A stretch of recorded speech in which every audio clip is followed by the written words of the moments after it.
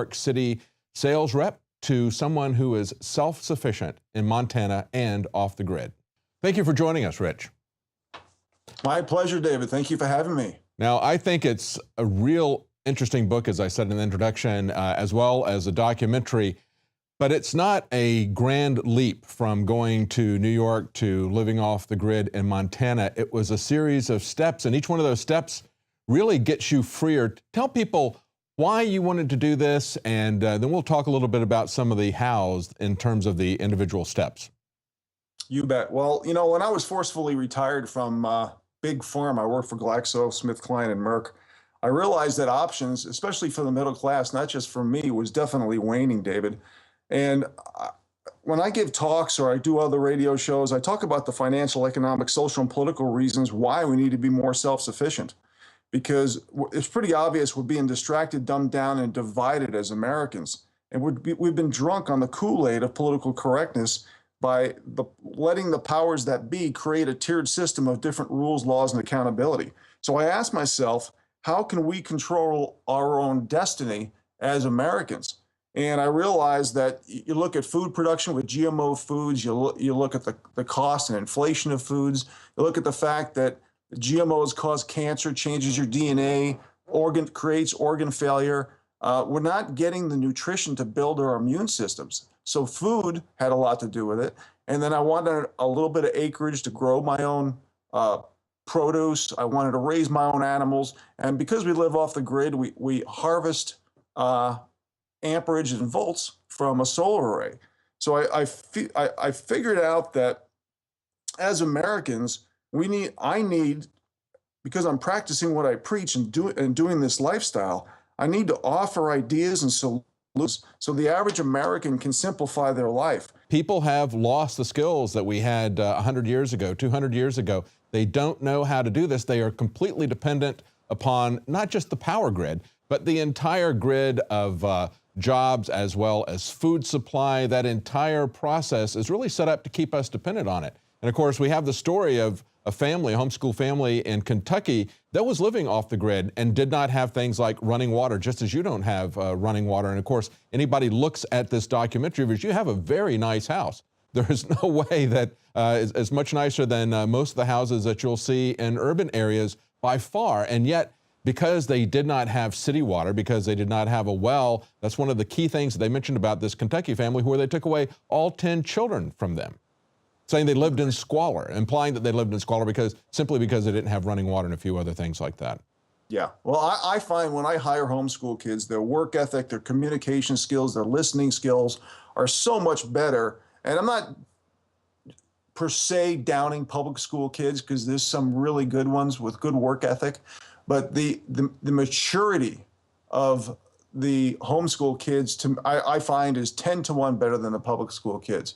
In fact, I even have a little example in my book that I shared that homeschool children, because of their listening skills, I notice in life, through my personal observation, Dave, they're debt-free earlier in life than public school kids of their same peers.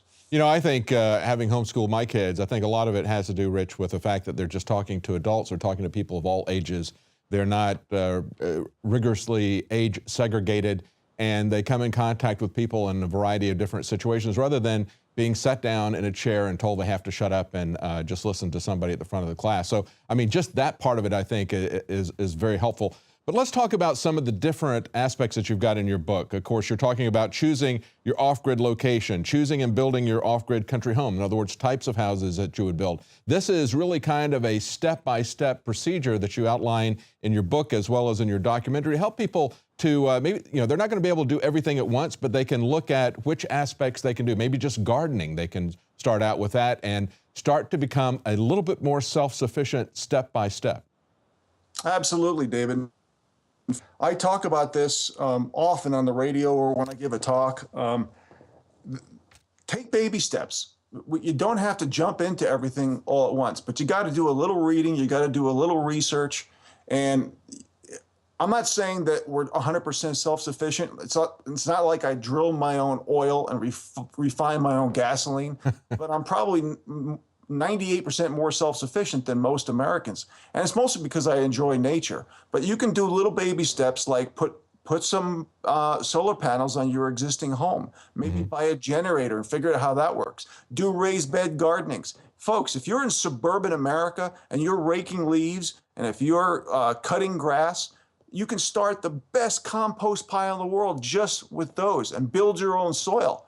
So you don't even have to live on a farm. There's a lot of fallacy about buying farmland. I do not have farmland here. I have mountainous land. I have lots of rock. I have glacial silt.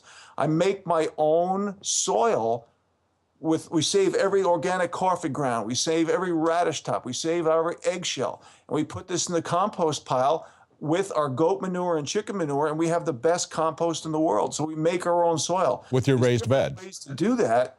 And that's one of the reasons why I wrote the book. I got the DVD video. I do talks, etc., because I feel obligated as an American to share these ideas and solutions, because we all, as American people, David, it's normal. It's human nature to talk negative and to complain, but we have to balance our life with ideas and solutions, just like saving and spending, just like technology and nature. You know, we've got to regain those 19th century skills, but dovetail them with 21st century technology. Absolutely. And, you know, every step that somebody takes, if you grow a few of your vegetables even, at least those vegetables, you are going to get good, clean vegetables that are GMO, pesticide free, anything that you can get in terms of eggs or hobby farm animals. If you can generate some of your power, that's at least something that you're moving towards a step of self-sufficiency. And I think the thing that really blocks so many people is they look at all these different aspects of it. They don't think about tackling them one at a time. They don't think about making incremental process. I think that they got to jump into it all at once, even in each individual area, that they've got to get complete energy self-sufficiency when they could just begin by adding a few solar power panels.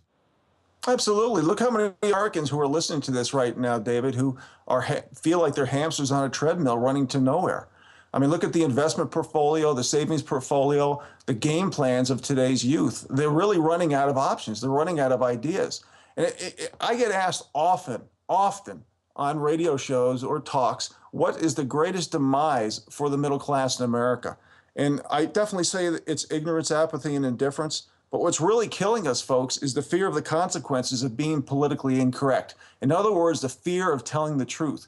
We need to bring back the mentor-protege relationship. We need to talk to people who practice what they preach and actually do this, and not by some elite who's wearing a $5,000 suit on one of the big TV stations, which basically the old media, folks, is controlled by 6 corporations. 6. So just think how easy it is to change philosophies and ideologies. Oh, absolutely. And I think one of the key things, Rich, is to think outside of the box. That's certainly something that you've done. That's something your book is very helpful about doing that. It's a very short book in terms of number of pages, but boy, it has a lot of information, just like your documentary does. I think it was very amusing for me to see how you used a cone to take out a turkey, to kill a traffic cone to take out a turkey. Everybody that saw the video here was remarking about that. So there's a lot of things like that that are in it that are very helpful tips. But I think the key thing is that we look at people who are afraid to try something different. They're afraid to take a different path. That's why so many people go to college, even though they're going to come out with a degree that doesn't necessarily help them get a job, and they're going to be enslaved with a debt that they can't even get rid of with bankruptcy. And that's, I think, one of the saddest things to see, how that kind of herd mentality is putting people into that system that is working against their freedom and independence.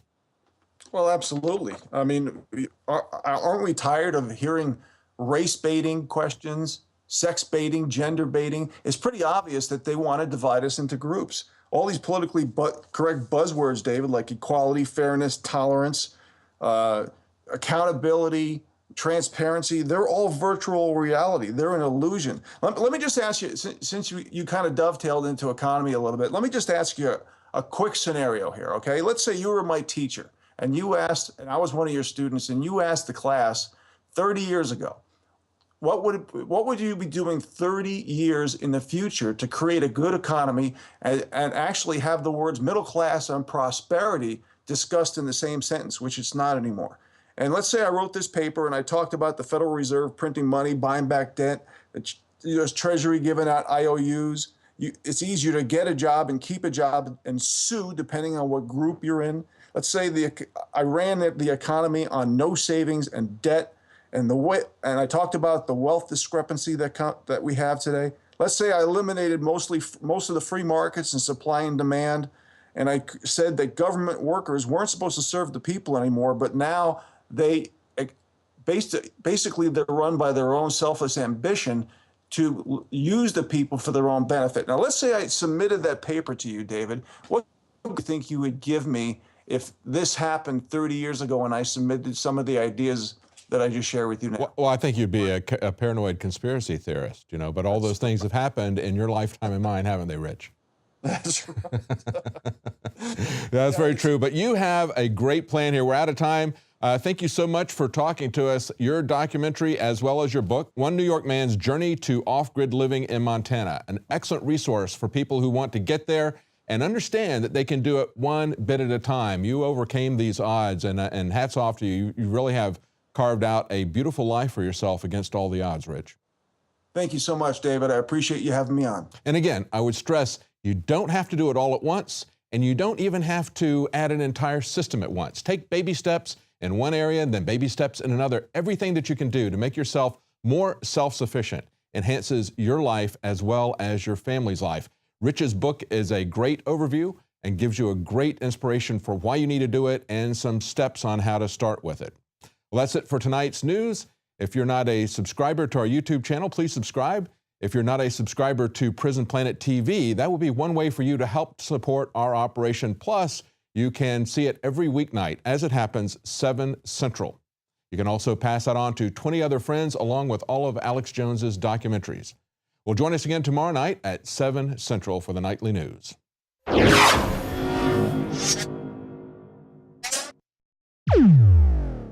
INFOWARS Life and INFOWARSLife.com is extremely excited to announce our latest release, Winter Sun, a revolutionary type of vitamin D3. Winter Sun is a premium quality vitamin D3 nutritional supplement. It is produced by extracting oil from healthy, nutrient-dense plants known as lichens. Every batch is analyzed for purity and D3 content. It's completely free of toxins and allergens. Simply put, if you want the best at an extremely low price, this is it. Winter Sun is the result of our pursuit of the best source of vitamin D3. The research and development took over 2 years, but the result, as verified by independent laboratories, is the best vegan vitamin D3 product in the world. Read the facts at InfoWarsLife.com about Winter Sun Vitamin D3. Not only does vitamin D3 promote a healthy mood, but vitamin D supports our memory and brain function, something the globalists are targeting. Visit InfoWars.com today or call 888-253-3139. You are watching the InfoWars Nightly News, which airs 7 p.m. Central at InfoWarsNews.com. And your support is helping us defend liberty worldwide.